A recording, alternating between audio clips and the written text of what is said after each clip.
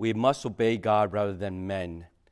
With these words, we notice that there's a transformation, a radical transformation within Peter and the apostles.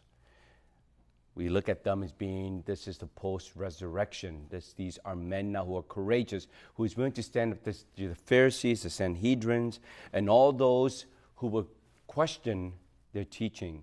But what are they teaching about? They're teaching about Jesus, about their friend, the Messiah, their God. And it's very important that we be aware of that. That's what Easter is about.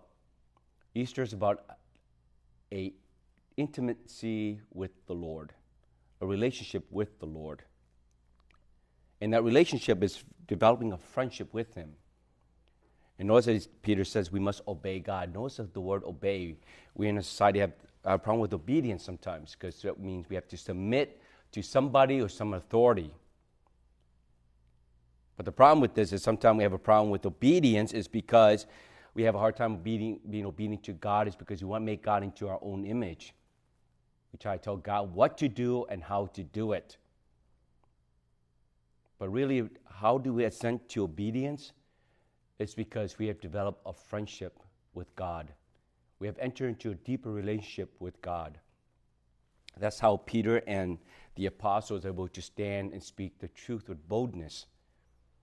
Because after witnessing the suffering, the passion, the death of their friend, of the Messiah, of their God, they received that spirit to speak with boldness. And that spirit has been given to each and every one of us. In this time of Easter, we are invited by God to enter into a deeper relationship with Him. Because once we get to know Him and enter into that deep friendship with Him,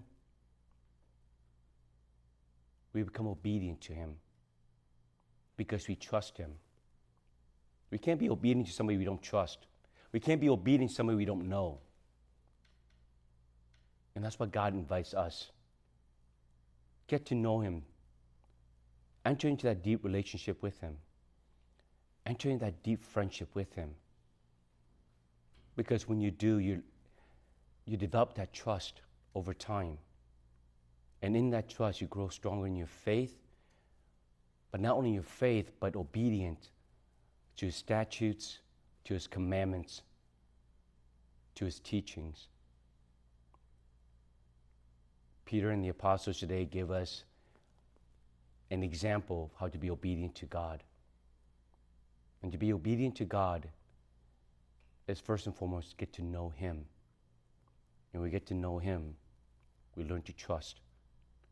May God give us that grace today to enter the deeper relationship with Him, enter the deeper friendship with Him, so we can become obedient to Him, who came to save us, who calls us each by name, so that one day we can be with Him to behold that beatific vision.